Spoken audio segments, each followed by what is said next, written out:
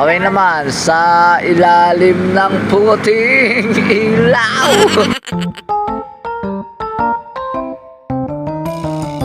Balak mong kumuha ng cellphone? Anong tatak? Hindi ka lang. Ikaw, Kuya Lito, anong tatak ba gusto mong kunin cellphone? Depende sa pera. May tatak bang ganon? Depende sa pera? Siyempre kung magkano pera ko, ano abutin ng pera ko. Eh, kung magkano ba, baka dikipad. Gusto ko yung Infinix 30. Ha? Infinix 30. Ikaw, Infinix 30. Si Kuya, magpapapastis. So, kailangan ang tatak ng kanya, Infinix. Infinix. Oo. Kaway naman sa ilalim ng puting ilaw.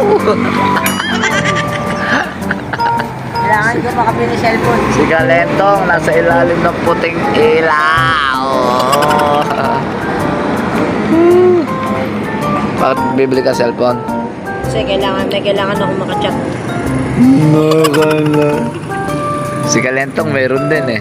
Oo, meron kaming dalawa. Tatawagan niya yung tatay. Tapos Sa akin naman, may chat ako. chat.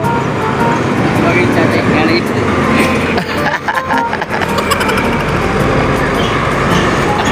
Ano Kuya?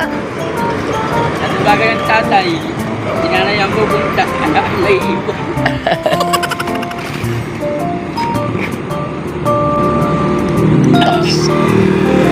Seryoso. Ilang poste na ba nabilang nyo? Sa akin, Ben. Si Galentong nasa ilalim ng puting ilaw. Dito kami sa highway.